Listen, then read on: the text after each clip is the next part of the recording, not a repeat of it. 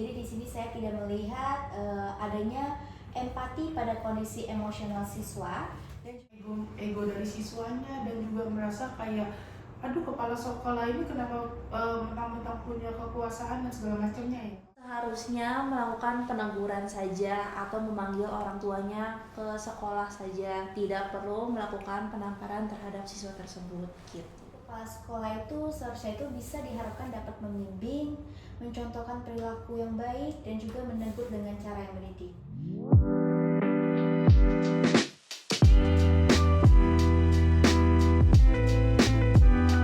Kembali lagi bersama saya Kathy di dalam obrolan Kathy, di mana hari ini kita akan membicarakan isu-isu dan kasus-kasus yang sangat naik daun belakangan ini, yaitu di mana seseorang kepala sekolah menampar muridnya yang sedang merokok di lingkungan sekolah.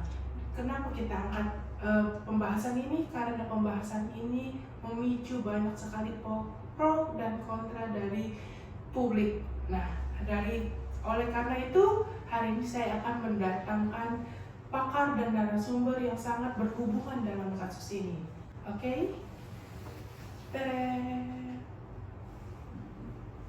Silakan, boleh diperkenalkan dirinya. Halo semuanya, perkenalkan nama saya Ivana. Saya sebagai narasumber dalam podcast ini. Terima kasih sudah mengundang saya. Saya Jovanka Imelda sebagai pakar psikolog pada hari ini. Thank you juga Mbak Ketty udah mengundang saya dalam pembahasan kali ini. Oke. Bersyukur saya bisa mengundang kalian semua, dan terima kasih juga sudah meluangkan waktu kalian. Jadi sebelumnya saya ke narasumber dulu ya. Kalau boleh tahu, ibunya ini kemarin ada di tempat atau bagaimana, dan bisa ceritakan kronologinya gimana ini? Jadi kejadiannya tuh di SMA Banten. Oke. Terus habis itu ada salah satu siswa yang merokok. Habis merokok, datanglah kepala sekolahnya. Jadi habis datang ke kepala sekolahnya, awalnya emang hanya menegur. Ternyata habis ada peneguran itu, mereka untuk kepala sekolahnya itu main tampar gitu, seperti itu. Jadi karena orang tua, sebagai orang tua itu kan maksudnya tidak terima ya untuk ada penamparan terhadap anaknya. Jadi orang tua tersebut melaporkan kepada polisi, dan akhirnya di keesokan harinya seluruh siswa dan siswi di sekolah tersebut di SMA Banten itu mengadakan mogok belajar. Jadi akhirnya kasus ini bisa viral ke media sosial seperti itu. Jadi sangat ini, dari kejadian kecil aja bisa jadi besar banget ya Kak. Betul ya? banget. Oke. Kalau menurut Kakak nih, kenapa mogok sekolah itu tiba-tiba harus dilakukan? Sebenarnya kalau dari POV aku ya, itu tuh sebenarnya bukan karena kenapa ada mogok belajarnya itu ya, karena mereka sebagai siswa kan mereka berteman ya. Mereka berteman, terus kalau misalnya salah satu temannya itu ditampar oleh kepala sekolah, itu tuh mereka mungkin juga tidak terima gitu loh. Kenapa harus pakai penamparan? Mungkin kata-katanya seperti itu gitu. Jadi sebenarnya bukan lebih ke penamparannya, jadi lebih jadi kayak lebih nggak adil aja sih. Kenapa harus pakai penamparan? Bisa kan maksudnya pakai kata-kata aja gitu sih. Anda ini kan narasumber dan kebetulan saksi pada saat hari itu ya. Nah, menurut Mbak nih, pada saat itu dan aksi tersebut apakah berlebihan, atau menurut Kakak itu memang seharusnya dilakukan? Kalau menurut aku itu memang harus dilakukan sih. Meskipun agak sedikit berlebihan gitu. Tapi itu buat menegur kepala sekolahnya juga, karena kan untuk di era-era sekarang tuh kekerasan tuh harusnya sebenarnya tidak terlalu dibutuhkan gitu, bisa mungkin dengan peneguran saja, seperti itu menurut aku sih. Oke, kita beralih dulu ke pakar. Menurut Ibu gimana ini kalau soal reaksi dari mereka, dan mereka melakukan mogok belajar, sehingga melihat dari kepala sekolah dan juga dari siswanya yang mulai ngedown dan banyak yang hujat dan segala macamnya? Baik, setelah saya mendengar kronologi yang diceritakan oleh Mbak Ivana, saya dapat menyoroti bahwa adanya teguran kepada siswa yang merokok itu dapat menjadi salah satu untuk pemicu konflik yang besar. Hal ini bisa terjadi itu karena kesalahpahaman dalam komunikasi dan juga pelanggaran dalam norma perilaku dan juga ada penyalahgunaan kekuasaan dari kepala sekolah.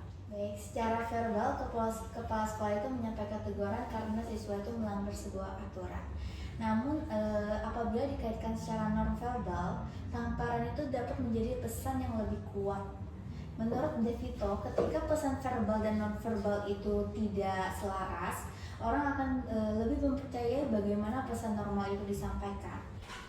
Dari penjelasan Ibu Jovanka yang saya lihat secara langsung, siswa tuh merasa kayak nggak didisiplinkan gitu, tapi siswa malah lebih merasa tuh mereka mungkin merasa nggak adil gitu, kenapa harus ada pakai penamparan gitu.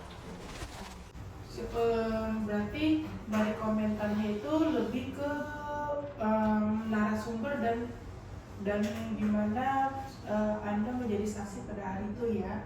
Oke, kita ke pakar dulu. Dari berdasarkan penjelasan itu berarti ada namanya teori pelanggaran aturan, di mana pelanggaran tersebut pelanggaran harapan.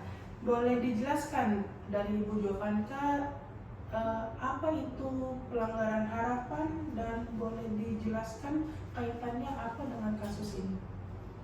Oke, apabila dikaitkan dengan FET, setiap individu itu punya ekspektasi bagaimana mereka itu atau orang lain, khususnya itu figur, seharusnya berperilaku dalam sebuah interaksi. Jadi ketika dilanggar muncul sebuah reaksi emosional, bisa terjadi positif dan juga lebih mengarah ke negatif.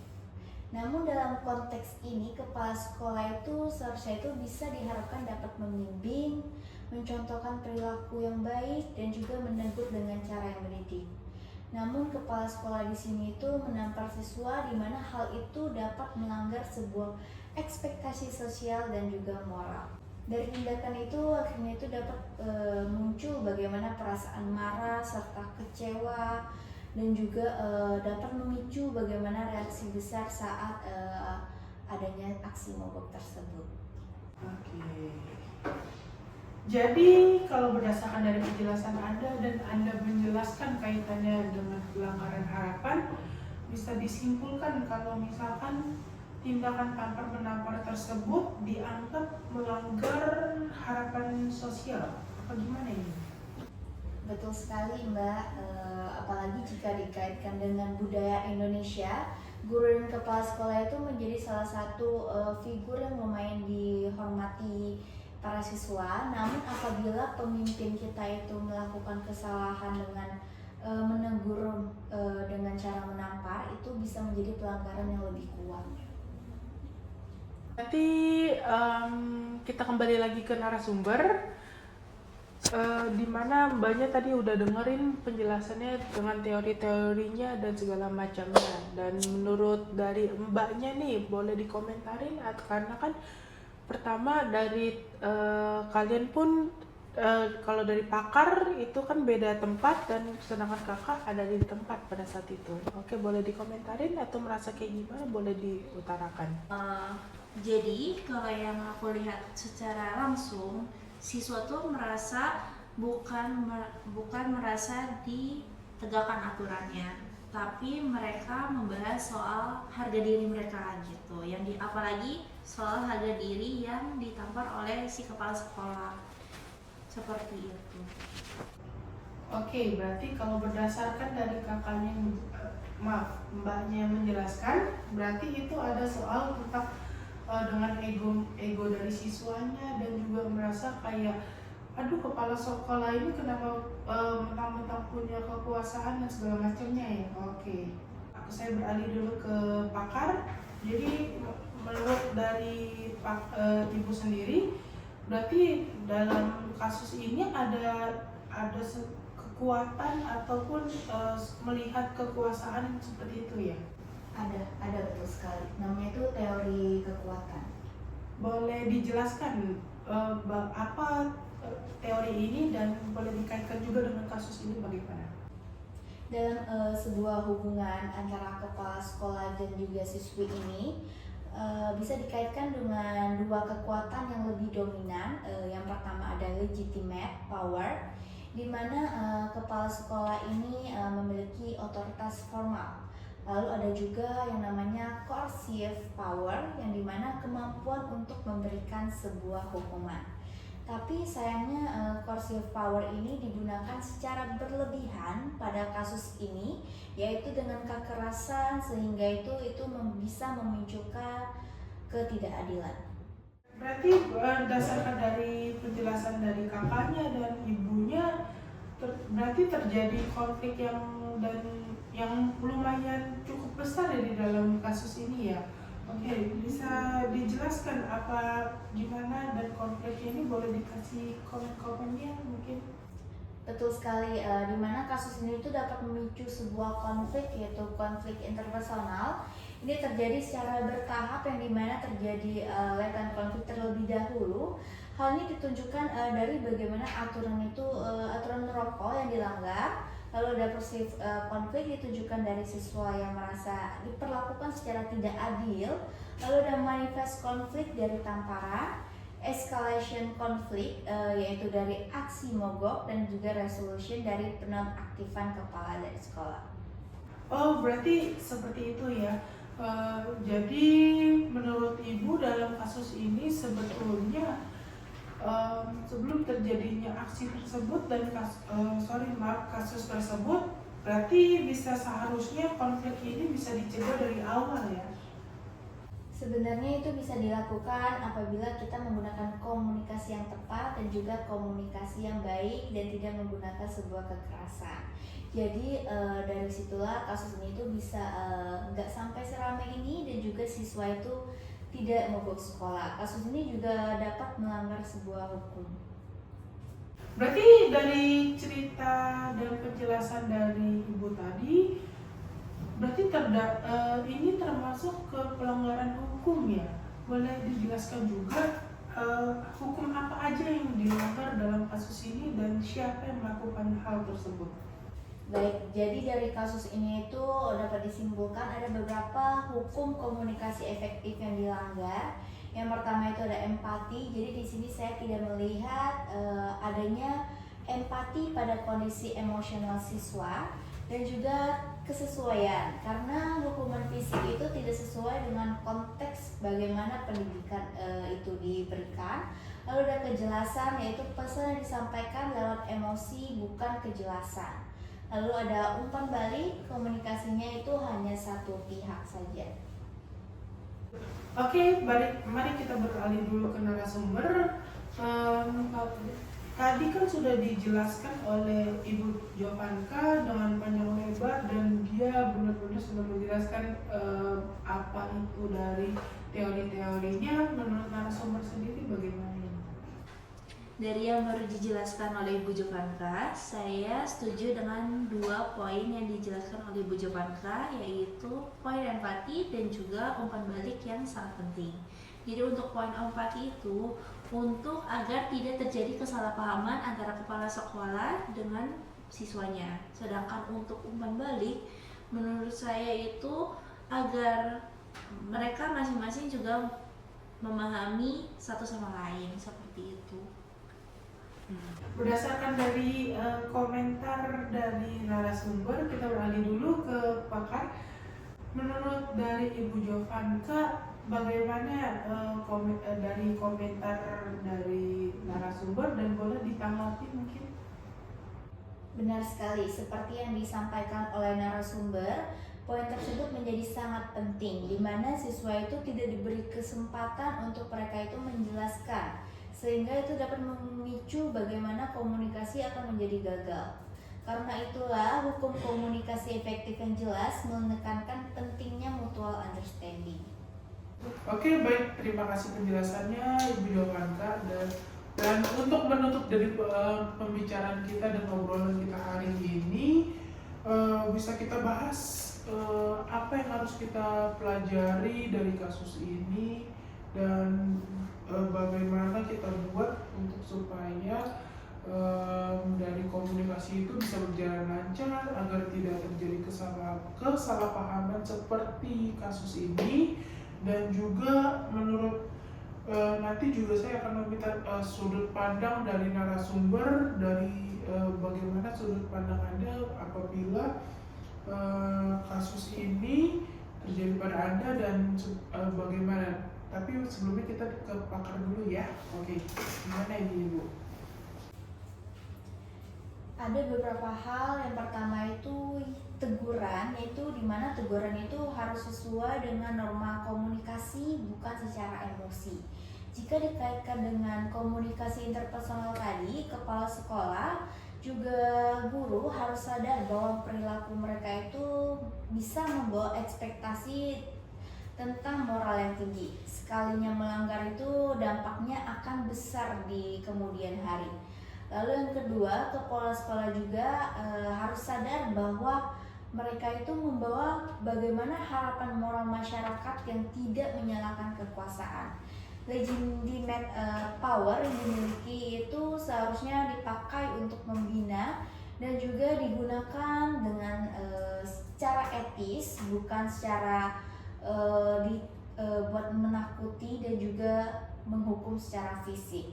Lalu ada konflik yang bisa dicegah dengan komunikasi yang empatik, terbuka, dan juga dua arah. Jadi kita itu harus saling membangun dialog dan juga mendengarkan dari kedua belah pihak. Jadi tidak hanya mendengarkan dari satu arah saja, sehingga komunikasi bisa berjalan secara lancar. Lalu ada juga menerapkan hukum komunikasi yang efektif. Karena itulah adalah kunci dari interaksi yang sehat. Jadi konflik juga dapat dicegah dengan melalui komunikasi yang efektif. Baik, terima kasih penjelasannya Ibu Jovanka. Untuk menutup pembicaraan kita dan obrolan kita hari ini, saya ingin tahu nih apa pelajaran yang bisa kita dapat dari kasus ini, dan kita gimana caranya bisa kita agar komunikasi itu berjalan dengan lancar tanpa ada konflik-konflik yang terjadi seperti kasus-kasus yang salah satunya kasus hari ini yang kita bicarakan. Dan jika menurut narasumber sendiri dari sudut pandang Anda sendiri bagaimana ini, boleh dijelaskan? Kalau dari sudut pandang saya, teguran itu memang wajar untuk siswa yang melakukan pelanggaran aturan, tetapi tidak dilakukan secara penamparan, tetapi bisa dibicarakan dengan baik-baik. Disiplin itu perlu untuk agar terlatih siswa tersebut, tetapi tidak dilakukan secara kekerasan emosional seperti itu. Itu menurut dari pandangan dari narasumber dan pandangan dari saksi yang ada pada saat kasus ini terjadi. Oke, kita beralih dulu ke pakar.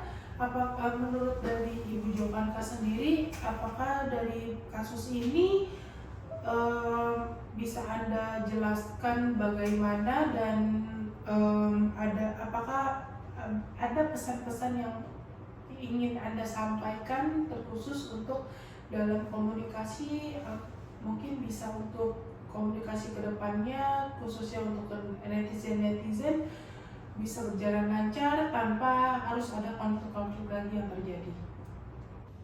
Baik, apabila dilihat dari pandangan saya, menurut saya itu sebenarnya tidak jauh berbeda dari Mbak Ivena, yang dimana apabila kita melakukan kesalahan pada lingkungan sekolah, seharusnya itu disampaikan secara baik-baik, karena kunci komunikasi yang efektif itu adalah disampaikan secara baik, bukan disampaikan secara kekerasan. Udah. Oke, berarti dari yang udah penjelasan dan segala macamnya, saya pengen tahu nih dari kalian berdua. Boleh dari awalnya dari narasumbernya dulu, khususnya kan apalagi narasumber ini merupakan seorang siswa ya Mas ya.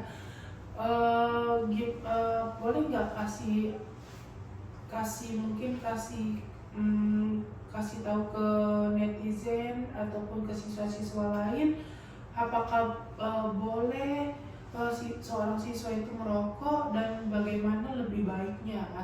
Boleh diberitahu? Kalau dari saya sebagai narasumber, sebenarnya untuk di era-era sekarang tuh untuk umur-umur anak siswa SMA itu memang sudah umum ya untuk kayak merokok atau menggunakan vape yang seperti itu. Jadi memang sebenarnya dilarang untuk merokok di area sekolah, dan itu memang juga kesalahan dari pihak siswanya juga karena merokok di area sekolah. Tapi untuk mendisiplinkan siswa tersebut yang merokok di area sekolah itu seharusnya melakukan peneguran saja atau memanggil orang tuanya ke sekolah saja, tidak perlu melakukan penamparan terhadap siswa tersebut gitu. Baik, terima kasih juga atas tanggapannya, dan juga terima kasih atas kehadirannya untuk Kak Ivana dan juga Ibu Jovanka. Dan dari sini kita bisa belajar bahwa komunikasi itu merupakan jembatan utama dari dua individu, dan semoga dari kasus ini kita bisa mengingat bahwa kekerasan itu tidak bisa menyelesaikan masalah apapun, semuanya butuh komunikasi. Dan apabila menggunakan kekerasan itu justru bisa memperburuk masalah, bukan menyelesaikan masalah. Oke? Dan saya Kathy, hari ini saya pamit undur diri, dan selamat bertemu di podcast dan obrolan selanjutnya. Terima kasih.